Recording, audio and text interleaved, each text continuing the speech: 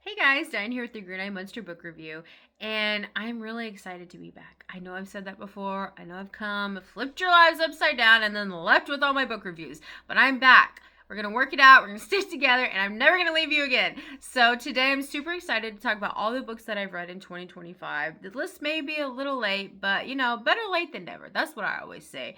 So without further ado, let's get started. So first we have Rotten Tommy by David Sodergren, and I gave this a 7 out of 10. This was a very fun read that if you're looking to kind of get yourself out of a reading slump, I feel like this is the perfect book to do it. Of Blood and Flesh by N.L. Levine, I gave a 6 out of 10, and that is a very hot and sticky creature feature that doesn't take itself too seriously. Another book that if you're just kind of looking for something to pass the time, I would really suggest. And then we have two Catch Your Own Award books. Little Eve, which was phenomenal. I loved. I couldn't get enough of this book. I was really actually sad when it ended for more reasons than than just it ending. But I really loved Little Eve, one of my favorite books of all time.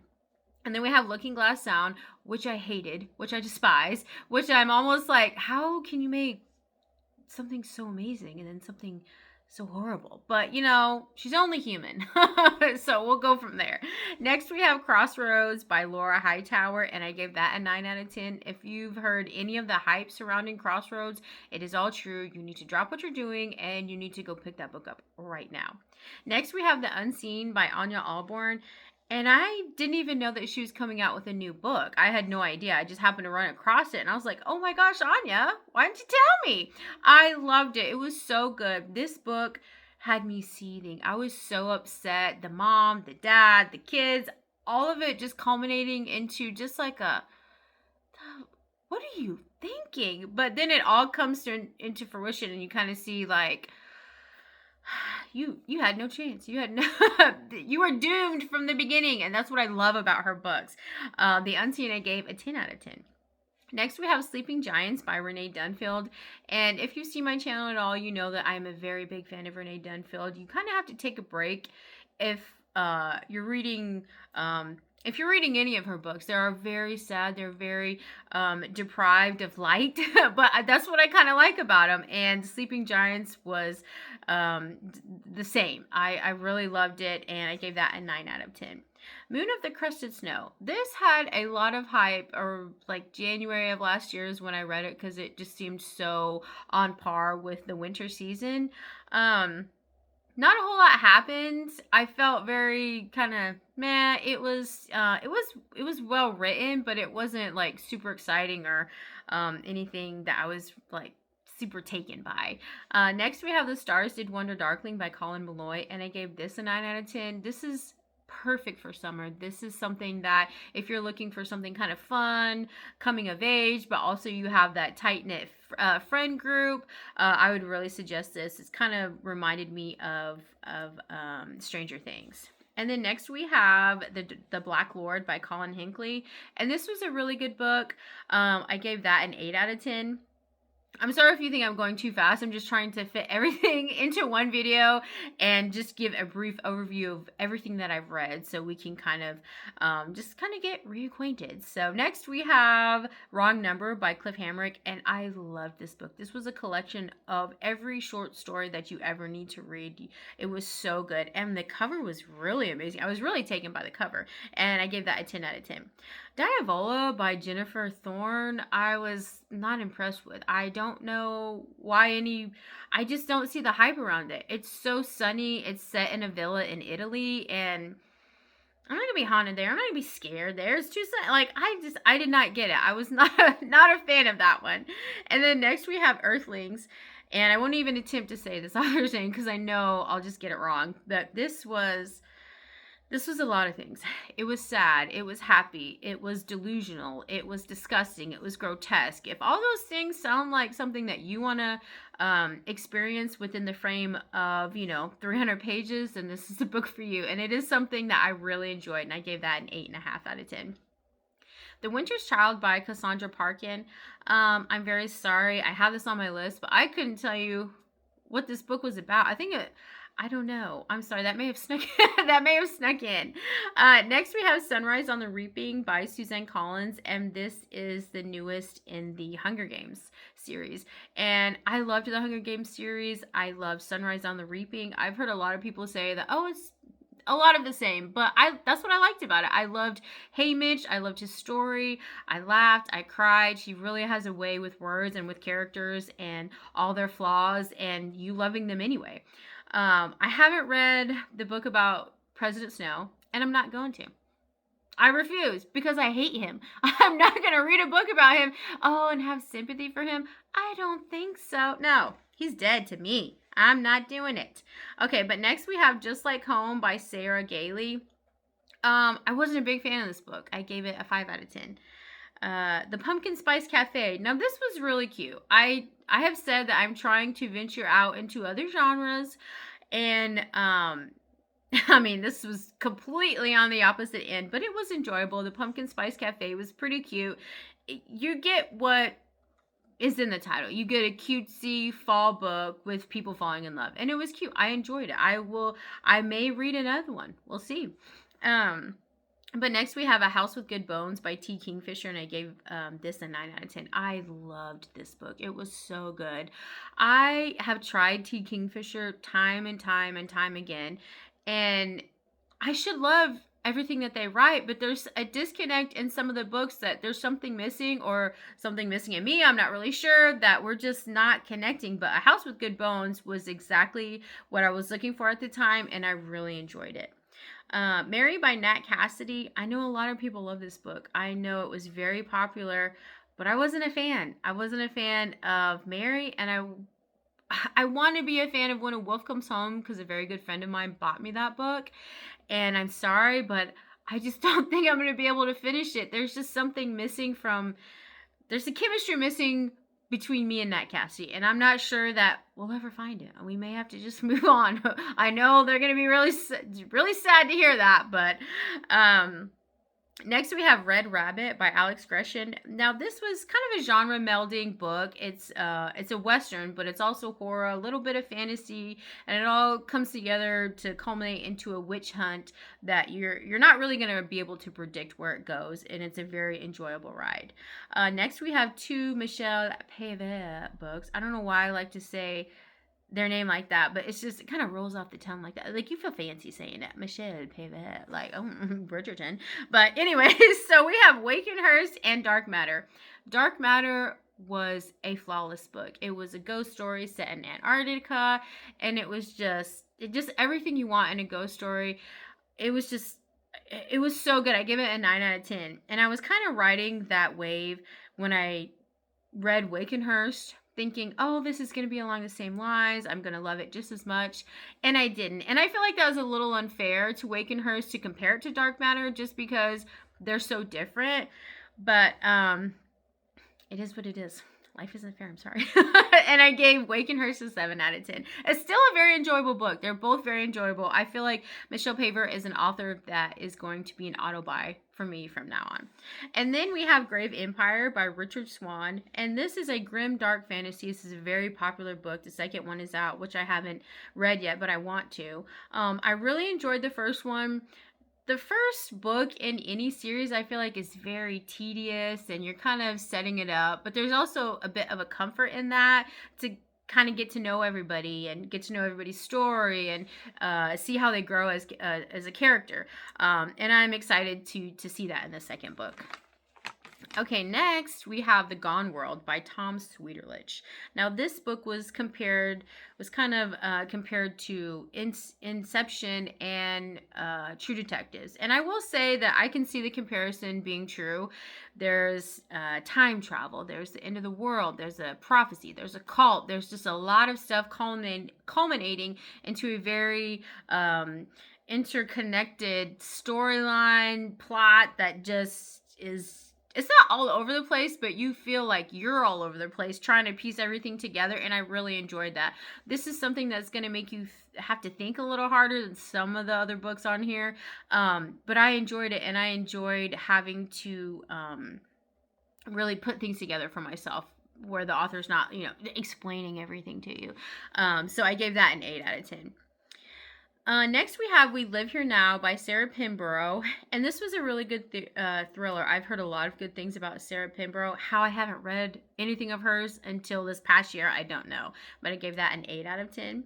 Next, we have You Should Have Left by David Keelman. And I felt like this was trying to be House of Leaves, but within like 5 minutes. And it did not accomplish that. I was not a big fan. I gave that a 5 out of 10. Next, we have December Park by Ronald Malfi. Now, Ronald Malfi is a very fun person. I've met him a few times. I like a lot of his books, almost all of them. I wasn't a big fan of December Park. I'd hate to say it, but I was really hoping for something more along the lines of it, which isn't always fair to compare one of your most favorite things to something else that you haven't even experienced yet. I was really hoping for more of a supernatural undertone. You keep kind of waiting for it in December Park, and it never really comes into fruition. So I was a little disappointed, and that's why it got a 6 out of 10. Maybe not a fair rating, but like I said, it is what it is.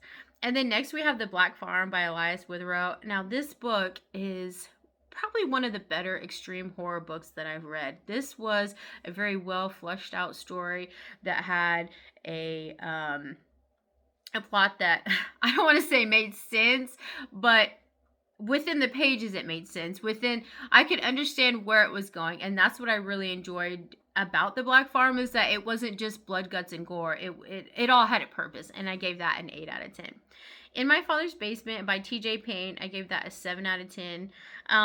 This is about a guy. He finds out that his father is, everybody finds out that his father's a serial killer, and everyone's like, okay, well, hello, like, what's up? You didn't know.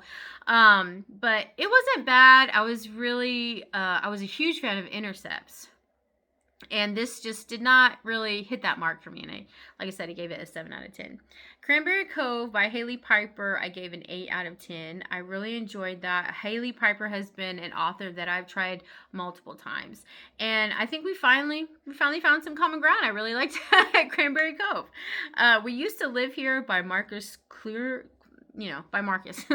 I was not a fan. I don't understand the hype surrounding it. These people come up to your house, say, hey, I used to live here. Can I come in?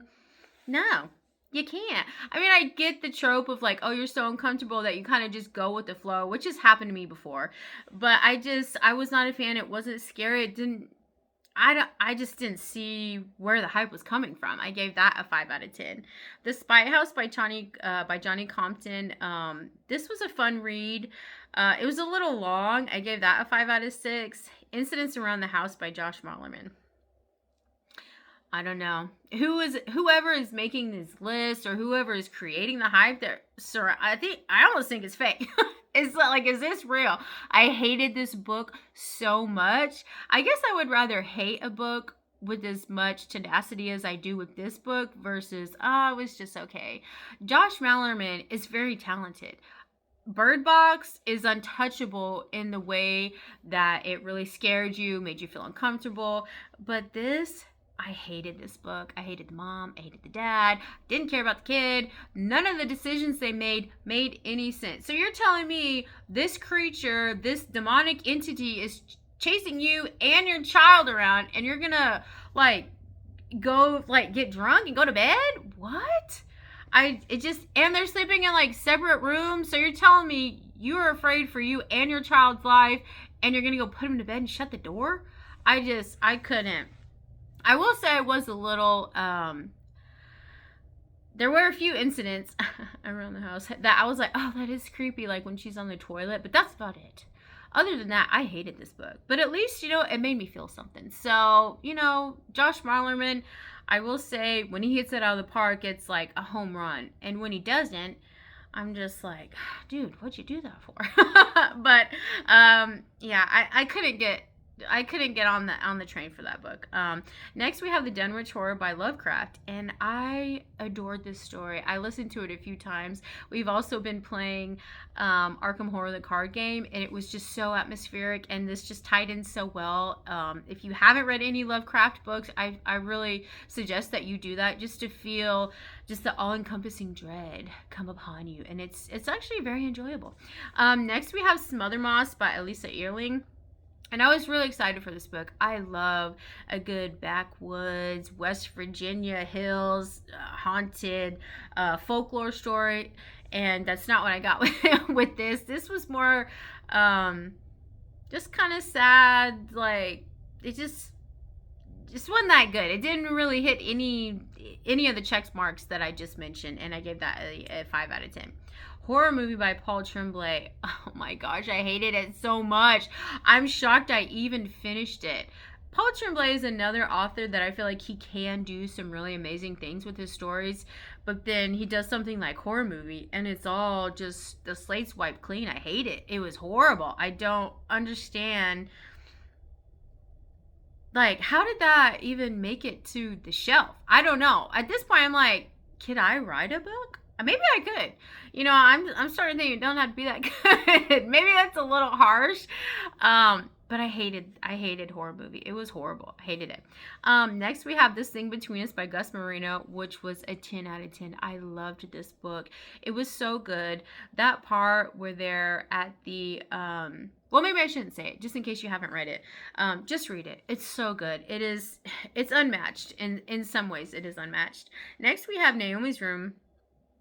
Oh, excuse me. Next, we have Naomi's Room by Jonathan Aycliffe, and I gave that a 9 out of 10. Now, Naomi's Room, I had heard about, I don't know, a few years ago, and it's always kind of been in the back of my mind because that is a trope that I really love and really enjoy, is when someone is being haunted but they're not really sure what they're being haunted by and they're trying to go and explore and figure out what it is.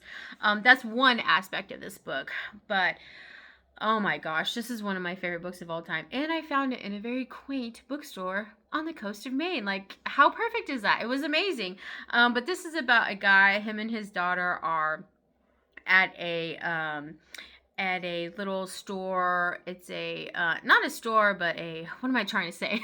They're at a Christmas Eve, like, kind of bazaar where they have like all these shops and stuff set up. She ends up going missing and the story just progresses from there. It is very dark, it's very depraved, but it is so good. It's such a wonderful book.